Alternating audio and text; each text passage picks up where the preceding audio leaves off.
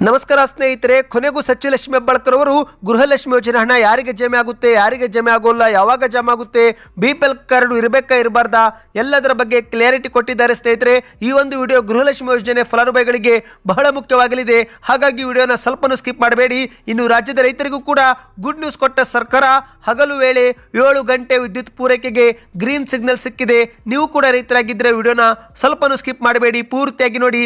ಇನ್ನು ಮತ್ತೊಂದೆಡೆಯಲ್ಲಿ ಚೀನಾ ವಿರುದ್ಧ ಮತ್ತೊಮ್ಮೆ ಭಾರತ ಸಮರ ಸಾರಲು ಮುಂದಾಗಲಿದೆ ಎಂದು ಹೇಳಲಾಗುತ್ತಿದೆ ಸ್ನೇಹಿತರೆ. ಏನಿದು ಮಾಹಿತಿ ಪೂರ್ತಿಯಾಗಿ ವಿಡಿಯೋದಲ್ಲಿ ನೋಡೋಣ. ಇನ್ನು ಷೇರು ಮಾರುಕಟ್ಟೆಯಲ್ಲಿ ಮತ್ತೆ ಸತತವಾಗಿ ಕುಸಿತ ಮುಂದುವರೆದಿದೆ ಸ್ನೇಹಿತರೆ. ಷೇರು ಮಾರುಕಟ್ಟೆಯಲ್ಲಿ ಇನ್ವೆಸ್ಟ್ ಮಾಡುತ್ತಿರುವವರಿಗೆ, ಹೂಡಿಕೆ ಮಾಡುತ್ತಿರುವವರಿಗೆ ಇದು ವಿಡಿಯೋ ತುಂಬಾನೇ ಮುಖ್ಯವಾಗಲಿದೆ. ಹಾಗಾಗಿ ವಿಡಿಯೋನ ಪೂರ್ತಿಯಾಗಿ ನೋಡಿ. ವಿಡಿಯೋ ಶುರು ಮಾಡೋಣ. ಅದಕ್ಕಿಂತ ಮೊದಲು ಸ್ನೇಹಿತರೆ, ದಯವಿಟ್ಟು ನೀವು ನಮ್ಮ ಚಾನಲ್ಗೆ ಮೊದಲು ಬಾರಿ ಭೇಟಿ ಕೊಡುತ್ತಿದ್ರೆ ಸಬ್ಸ್ಕ್ರೈಬ್ ಬಟನ್ ಕ್ಲಿಕ್ ಮಾಡಿ, ಪಕ್ಕದಲ್ಲಿ ಕಾಣಿಸೋ ಗಂಟೆ ಒತ್ತಿ. ಇದರಿಂದ ರಾಜ್ಯದ ಮುಖ್ಯವಾದ ಸುದ್ದಿಗಳು ನಿಮಗೆ ಸಿಗುತ್ತವೆ. ವಿಡಿಯೋಗೆ ಲೈಕ್ ಮಾಡಿ ಮತ್ತು ವಿಡಿಯೋ ಕೊನೆಯವರೆಗೂ ಪೂರ್ತಿಯಾಗಿ ನೋಡಿ. ಬನ್ನಿ ಸ್ನೇಹಿತರೆ, ಎಲ್ಲ ಮುಖ್ಯವಾದ ಮಾಹಿತಿಗಳನ್ನು ಡೀಟೇಲ್ ಆಗಿ ನೋಡೋಣ. ನೀವು ಕೂಡ ಗೃಹಲಕ್ಷ್ಮಿ ಯೋಜನೆ ಫಲಾನುಭವಿಗಳಾಗಿದ್ದರೆ ಪ್ರತಿಯೊಬ್ಬರು ವಿಡಿಯೋಗೆ ಲೈಕ್ ಮಾಡೋ ಜೊತೆಗೆ ಚಾನಲ್ಗೆ ಸಬ್ಸ್ಕ್ರೈಬ್ ಆಗಿ. ಯಾಕಂದರೆ ಗೃಹಲಕ್ಷ್ಮಿ ಯೋಜನೆ ಕುರಿತಂತೆ ಪಿನ್ ಟು ಪಿನ್ ಮಾಹಿತಿ ಈ ಒಂದು ಚಾನಲ್ ಮೂಲಕ ನಿಮಗೆ ತಂದು ಕೊಡುತ್ತೇವೆ. ಹೌದು ಸ್ನೇಹಿತರೆ, ಇದೀಗ ಸಚಿವ ಲಕ್ಷ್ಮಿ ಹೆಬ್ಬಾಳ್ಕರ್ ಅವರು ಮಾಧ್ಯಮಗಳ ಮುಂದೆ ಗೃಹಲಕ್ಷ್ಮಿ ಯೋಜನೆ ಹಣ ಯಾವಾಗ ಜಮೆ ಮಾಡುತ್ತೇವೆ, ಬಿಪಿಎಲ್ ಕಾರ್ಡು ಇರಬೇಕು ಅಥವಾ ಎಪಿಎಲ್ ಕಾರ್ಡು ಇರಬೇಕು, ಯಾರಿಗೆ ಜಮೆ ಆಗೋದಿಲ್ಲ ಎಲ್ಲ ಮಾಹಿತಿಯನ್ನು ಕೊಟ್ಟಿದ್ದಾರೆ. ಹೌದು, ಈಗಾಗಲೇ ಗೃಹಲಕ್ಷ್ಮಿಯರಿಗೆ ಬಾಕಿ ಕಂತು ಜಮೆ ಆಗುತ್ತಿಲ್ಲ. 4 ತಿಂಗಳಿನಿಂದ ಲಕ್ಷಾಂತರ ಫಲಾನುಭವಿಗಳು ಹಣಕ್ಕಾಗಿ ಕಾದುಕೊಳ್ಳುತ್ತಿದ್ದಾರೆ.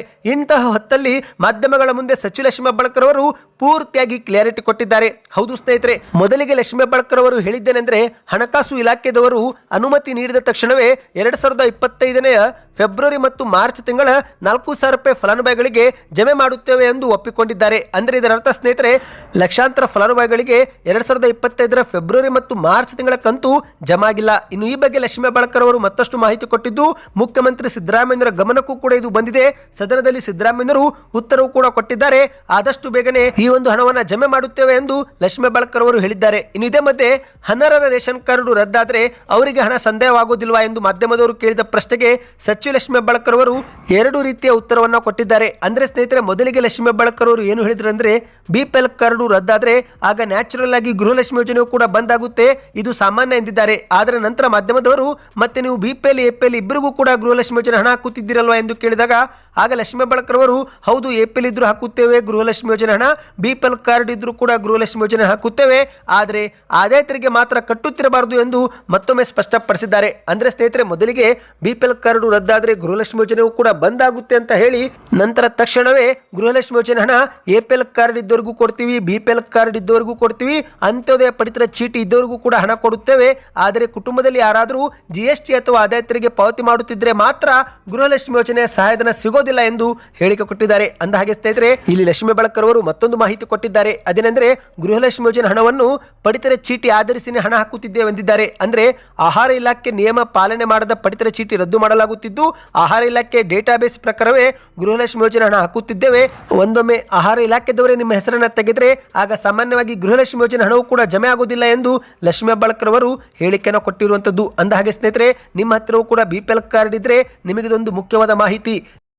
ನಿಮ್ಮದು ಬಿಪಿಎಲ್ ಕಾರ್ಡ್ ಅಕಸ್ಮಾತ್ ರದ್ದಾದರೆ 45 ದಿನಗಳ ಒಳಗೆ ನೀವು ಮತ್ತೊಮ್ಮೆ ಅರ್ಜಿ ಸಲ್ಲಿಕೆ ಮಾಡಬೇಕು. ಆಗ ಮಾತ್ರ ನಿಮಗೆ ಮತ್ತೊಮ್ಮೆ ಬಿಪಿಎಲ್ ಕಾರ್ಡು ಸಿಗುತ್ತೆ, ಗೃಹಲಕ್ಷ್ಮಿ ಯೋಜನೆ ಹಣವು ಕೂಡ ಜಮೆ ಆಗುತ್ತೆ. ಒಂದೊಮ್ಮೆ 45 ದಿನ ಕಳೆದರೂ ಕೂಡ ನೀವು ಯಾವುದೇ ಕೆಲಸ ಮಾಡಿಲ್ಲವೆಂದರೆ, ಅರ್ಜಿ ಸಲ್ಲಿಕೆ ಮಾಡಿಲ್ಲವೆಂದರೆ ಆಗ ನೀವು ಸಂಪೂರ್ಣವಾಗಿ ಎಪಿಎಲ್ ಕಾರ್ಡ್ಗೆ ಪರಿವರ್ತನೆ ಆಗ್ತೀರಾ.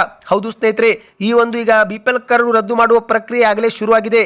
ಈ ಒಂದು ಪ್ರಕ್ರಿಯೆಯಲ್ಲಿ ಒಂದೊಮ್ಮೆ ನಿಜವಾದ ಅರ್ಹ ಬಿಪಿಎಲ್ ಪಡಿತರ ಚೀಟಿದಾರರು ರದ್ದಾದರೆ, ಅವರ ಬಿಪಿಎಲ್ ಕಾರ್ಡ್ ರದ್ದಾದರೆ ಆಗ ಕುಟುಂಬಗಳಿಗೆ ನ್ಯಾಯ ಒದಗಿಸುವ ಸಲುವಾಗಿ ಸರ್ಕಾರ 45 ದಿನಗಳ ಸಮಯಾವಕಾಶ ಕಲ್ಪಿಸಿಕೊಟ್ಟಿದೆ. ನೀವೇನಾದರೂ ಅರ್ಹರಾಗಿದ್ರೆ ಬಿಪಿಎಲ್ ಪಡಿತರ ಚೀಟಿ ರದ್ದಾದ್ರೆ ಆಗ ನೀವು ತಕ್ಷಣವೇ ತಹಶೀಲ್ದಾರ್ಗೆ ಭೇಟಿ ಕೊಟ್ಟು ಅರ್ಜಿ ಸಲ್ಲಿಕೆ ಮಾಡಬೇಕು. ನಂತರ ಆ ಒಂದು ಕುಟುಂಬ ಬಡತನ ರೇಖೆಗಿಂತ ಕೆಳಗಿರುವುದು ದೃಢಪಟ್ಟರೆ ಮಾತ್ರ ನಿಮಗೆ ಮತ್ತೆ ಬಿಪಿಎಲ್ ಕಾರ್ಡು ಸಿಗುತ್ತೆ. 2,000 ರೂಪಾಯಿ ಗೃಹಲಕ್ಷ್ಮಿ ಯೋಜನೆ ಹಣವು ಕೂಡ ಜಮಾ ಆಗುತ್ತೆ. ಅಂದಹಾಗೆ ಸ್ನೇಹಿತರೆ, ಇಲ್ಲಿ ಕುಟುಂಬದಲ್ಲಿ ಯಾರಾದರೂ ಸರ್ಕಾರಿ ನೌಕರರು ತೆರಿಗೆ ಪಾವತಿ ಮಾಡುತ್ತಿದ್ರೆ, ನಿಮ್ಮದು ಏನಾದರೂ 3 ಹೆಕ್ಟೇರ್ಗಿಂತ ಹೆಚ್ಚು ಭೂಮಿ ಇದ್ರೆ, 1,000 ಚದರ ಅಡಿಗಿಂತ ಹೆಚ್ಚು ಸ್ವಂತ ಮನೆ ಇದ್ರೂ ಕೂಡ ನಿಮಗೆ ಬಿಪಿಎಲ್ ಕಾರ್ಡು ಸಿಗೋದಿಲ್ಲ. ನಿಮ್ಮ ಹೆಸರಲ್ಲಿ ಸ್ವಂತ ಬಳಕೆಗೆ 4 ಚಕ್ರದ ವಾಹನ ರಿಜಿಸ್ಟರ್ ಆಗಿದ್ರೆ RTO ಆಫೀಸ್ ಮೂಲಕವೂ ಕೂಡ ಮಾಹಿತಿ ಸರ್ಕಾರ ಪಡೆದುಕೊಂಡು ನಿಮ್ಮನ್ನ BPL ಕಾರ್ಡ್ನಿಂದ ರದ್ದು ಮಾಡುತ್ತೆ ಸ್ನೇಹಿತರೆ. ಮತ್ತು ನಿಮ್ಮ ಕುಟುಂಬದ ವರ್ಷದ ಆದಾಯ 1,20,000 ಮೀರುವಂತಿಲ್ಲ. ಈ ಎಲ್ಲ ದಾಖಲೆ ಪರಿಶೀಲನೆ ಆದ ಬಳಿಕವೇ ನಿಮಗೆ BPL ಕಾರ್ಡ್ ಸಿಗುತ್ತೆ ಎಂದು ಹೇಳಲಾಗಿದೆ. ಬನ್ನಿ ಇದೀಗ ಮತ್ತೊಂದು ಮುಖ್ಯವಾದ ಮಾಹಿತಿಗೆ ಹೋಗೋಣ ಸ್ನೇಹಿತರೆ. ರಾಜ್ಯದ ರೈತರಿಗೆ ಗುಡ್ ನ್ಯೂಸ್ ಕೊಟ್ಟ ಸರ್ಕಾರ.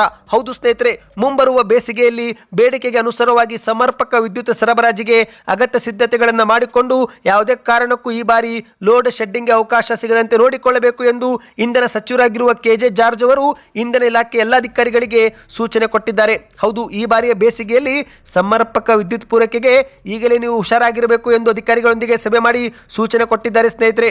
ಬೇಡಿಕೆ ಮತ್ತು ಪೂರೈಕೆಯಲ್ಲಿ ಸಮನ್ವಯತೆ ಸಾಧಿಸಲು ಅಗತ್ಯವಿರುವ ವಿದ್ಯುತ್ ಉತ್ಪಾದನೆ ಮತ್ತು ಖರೀದಿಗೆ ನೀವು ಕ್ರಮ ತೆಗೆದುಕೊಳ್ಳಿ ಎಂದು ಅಧಿಕಾರಿಗಳಿಗೆ ಸೂಚನೆ ಕೊಟ್ಟಿದ್ದಾರೆ. ಬೇಸಿಗೆಯಲ್ಲಿ ಅದರಲ್ಲೂ ಮುಖ್ಯವಾಗಿ ಮಾರ್ಚ್ ತಿಂಗಳಿಂದ ಮೇ ಅಂತ್ಯದವರೆಗೆ 3 ತಿಂಗಳವರೆಗೆ ವಿದ್ಯುತ್ ಬೇಡಿಕೆ ಎಷ್ಟಾಗಬಹುದು ಎಂಬುದನ್ನು ಈಗಲೇ ನೀವು ಲೆಕ್ಕಾಚಾರ ಮಾಡಿಕೊಂಡು ಅದಕ್ಕೆ ತಕ್ಕಂತೆ ವಿದ್ಯುತ್ ಬ್ಯಾಂಕಿಂಗ್ ವ್ಯವಸ್ಥೆ ಮತ್ತು ವಿದ್ಯುತ್ ಉತ್ಪಾದನೆ ಮಾಡಿಕೊಳ್ಳಿ. ಸಾಮಾನ್ಯವಾಗಿ ಹಗಲು ವೇಳೆ ಸೌರ ವಿದ್ಯುತ್ ಇರುವುದರಿಂದ ಅದನ್ನು ಬಳಸಿಕೊಳ್ಳಿ. ಆದರೆ ರಾತ್ರಿ ಸಮಯದಲ್ಲಿ ಜಲ ಮತ್ತು ಕಲ್ಲಿದ್ದಲು ಆಧಾರಿತ ವಿದ್ಯುತ್ ಉತ್ಪಾದನೆ ಹೆಚ್ಚಿಸುವ ಮೂಲಕ ಪೂರೈಕೆ ಉತ್ಪಾದನೆಯಲ್ಲಿ ಸಮತೋಲನ ಕಾಯ್ದುಕೊಳ್ಳಬೇಕು, ಯಾವುದೇ ರೈತರಿಗೆ ತೊಂದರೆ ಆಗದಂತೆ ನೋಡಿಕೊಳ್ಳಬೇಕು ಎಂದು ಅಧಿಕಾರಿಗಳಿಗೆ ಸೂಚನೆ ಕೊಟ್ಟಿದ್ದಾರೆ. ಹೌದು ಗೆಳೆಯರೆ, ಎಲ್ಲಾ ರೈತರ ಕೃಷಿ ಪಂಪ್ಸೆಟ್ಗಳಿಗೆ ಹಗಲು ವೇಳೆ 7 ಗಂಟೆ ನಿರಂತರ ವಿದ್ಯುತ್ ಪೂರೈಸುತ್ತೇವೆ ಎಂದು ಹೇಳಿಕೆಯನ್ನು ಕೊಟ್ಟಿರುವಂತದ್ದು. ನೀವು ಕೂಡ ರೈತರಾಗಿದ್ದರೆ, ನೀವೇನಾದರೂ ವಿದ್ಯುತ್ ಸಮಸ್ಯೆ ಎದುರಿಸುತ್ತಿದ್ರೆ ಯಾವ ಊರು ಎಂಬುದನ್ನು ಕಮೆಂಟ್ ಮಾಡಿ ಸ್ನೇಹಿತರೆ. ಇದರಿಂದ ಒಂದು ಉತ್ತಮ ಫೀಡ್ಬ್ಯಾಕ್ ಸಿಗುತ್ತೆ. ಬನ್ನಿದೀಗ ಮತ್ತೊಂದು ಮುಖ್ಯವಾದ ಮಾಹಿತಿಗೂ ಹೋಗೋಣ.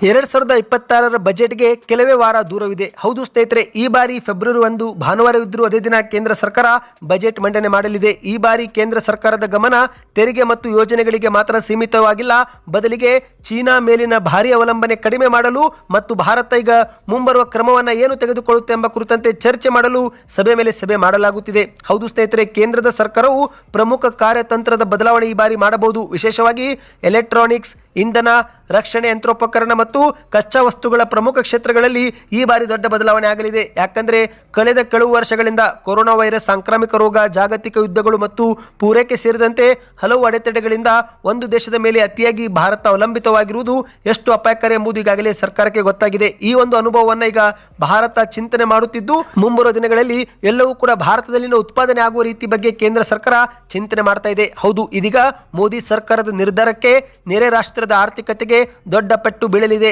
ಭಾರತ ಇದೀಗ ಸಂಪೂರ್ಣವಾಗಿ ಬೇರೆ ರಾಷ್ಟ್ರದ ಜೊತೆಗಿನ ಉದ್ಯಮವನ್ನು ಸ್ಥಗಿತ ಮಾಡುವ ಬಗ್ಗೆ ಚಿಂತನೆ ಮಾಡ್ತಾ ಇದೆ. ಹೌದು ಸ್ನೇಹಿತರೆ, ಇದು ಭಾರತ ದೇಶಕ್ಕೆ ಉತ್ತಮವಾದರೆ ನೆರೆ ರಾಷ್ಟ್ರಗಳಿಗೆ ದೊಡ್ಡ ಪೆಟ್ಟು ಬೀಳಲಿದೆ ಎಂದು ಹೇಳಲಾಗಿದೆ. ಹೌದು, ಈಗಾಗಲೇ ಚೀನಾ ದೇಶದಿಂದ ಭಾರತ ಹಲವು ವಸ್ತು ಆಮದು ಮಾಡಿಕೊಳ್ಳುತ್ತಿದ್ದು, ಅದರಲ್ಲಿ ಎಲೆಕ್ಟ್ರಾನಿಕ್ ವಸ್ತುಗಳು ತುಂಬಾನೇ ಆಗಿವೆ. ಹೌದು, ಇಂದು ಯಾವುದಾದ್ರೂ ಎಲೆಕ್ಟ್ರಾನಿಕ್ ವಸ್ತು ನೋಡಿದರೆ ಅದರ ಹಿಂದೆ ಮೇಡ್ ಇನ್ ಚೀನಾ ಬರೆದಿರುವುದನ್ನು ನಾವು ಸಾಕಷ್ಟು ಬಾರಿ ನೋಡಿದ್ದೇವೆ ಸ್ನೇಹಿತರೆ. ಹೌದು, ಈಗ ಎಲೆಕ್ಟ್ರಾನಿಕ್ಸ್ ಮಾತ್ರವಲ್ಲದೆ ಸೌರ ಫಲಕ, ಯಂತ್ರೋಪಕರಣ, ಆಟಿಕೆ ಸಾಮಾನುಗಳಿಂದ ಹಿಡಿದು ಛತ್ರಿ, ಕನ್ನಡಕ, ಕೃಷಿ ಉಪಕರಣಗಳು ಸೇರಿ ಅನೇಕ ಗ್ರಾಹಕ ಸರಕುಗಳಲ್ಲಿ ಚೀನಾದ ಪಾಲು ಇಂದು ಭಾರತದಲ್ಲಿ ಹೆಚ್ಚಾಗಿದೆ. ಹಾಗಾಗಿ ಈಗ ಕೇಂದ್ರದ ಸರ್ಕಾರವು ದೇಶೀಯ ಉತ್ಪಾದನೆಯನ್ನು ಹೆಚ್ಚಿಗೆ ಮಾಡುವ ಮೂಲಕ ಚೀನಾದ ಮೇಲಿನ ಅವಲಂಬನೆಯನ್ನು ಕಡಿಮೆ ಮಾಡಲು ಕುರಿತಂತೆ ಚಿಂತನೆ ಮಾಡ್ತಾ ಇದೆ ಸ್ನೇಹಿತರೆ. 2026 ಬಜೆಟ್ ಅಲ್ಲಿ ಸರ್ಕಾರ ಹಲವು ಕ್ರಮ ತೆಗೆದುಕೊಳ್ಳಬಹುದು ಎಂದು ಹೇಳಲಾಗಿದೆ. ಭಾರತೀಯ ಕಂಪನಿಗಳನ್ನು ಪ್ರೋತ್ಸಾಹಿಸಲು ಯಾವುದಾದ್ರೂ ಯೋಜನೆಗಳು ಕೂಡ ಜಾರಿಗೆ ತರಬಹುದು ಅಥವಾ ಅವರಿಗೆ ತೆರಿಗೆ ವಿನಾಯಿತಿಯು ಕೂಡ ಕೊಡಬಹುದು ಎಂದು ಈ ಬಾರಿ ಬಜೆಟ್ ನಲ್ಲಿ ನಿರೀಕ್ಷಿಸಲಾಗಿದೆ ಸ್ನೇಹಿತರೆ. ಬನ್ನಿ ಇದೀಗ ಕೊನೆಯ ಮುಖ್ಯವಾದ ಮಾಹಿತಿಗೆ ಹೋಗೋಣ. ಷೇರು ಮಾರುಕಟ್ಟೆಯಲ್ಲಿ ಮತ್ತೆ ಕುಸಿತ ಮುಂದುವರೆದಿದೆ. ಹೌದು, ಇತ್ತೀಚೆಗೆ ಜನವರಿ 8 ಗುರುವಾರದಂದು ಷೇರು ಮಾರುಕಟ್ಟೆಯಲ್ಲಿ ದೊಡ್ಡ ಕುಸಿತವಾದ ಪರಿಣಾಮ ಹೂಡಿಕೆದಾರರು 8 ಲಕ್ಷ ಕೋಟಿ ನಷ್ಟ ಅನುಭವಿಸಿದ್ರು. ಈಗ ಶುಕ್ರವಾರ ಅಂದ್ರೆ ಜನವರಿ 9 ಮತ್ತೆ ಕುಸಿತ ಮುಂದುವರೆದಿದೆ ಸ್ನೇಹಿತರೆ. ಈ ಮೂಲಕ ಮತ್ತೆ ಸಾಕಷ್ಟು ಹೂಡಿಕೆದಾರರು ನಷ್ಟ ಅನುಭವಿಸಿದ್ದಾರೆ ಎಂದು ಹೇಳಲಾಗಿದೆ. ಹೌದು, ಡೊನಾಲ್ಡ್ ಟ್ರಂಪ್ ಹೇಳಿಕೆಗೆ ಭಾರತದ ಷೇರು ಮಾರುಕಟ್ಟೆ ನೆಲಕಚ್ಚಿದೆ. ಇಷ್ಟು ದಿನ ಚೇತರಿಕೆ ಹಾದಿಯಲ್ಲಿದ್ದಂಥ ಭಾರತದ ಷೇರು ಮಾರುಕಟ್ಟೆ ಇದೀಗ ಟ್ರಂಪ್ ಅವರು ನೀಡುತ್ತಿರುವ ಹೇಳಿಕೆಯಿಂದ ನೆಲಕಚ್ಚುವಂತೆ ಆಗಿದೆ ಸ್ನೇಹಿತರೆ.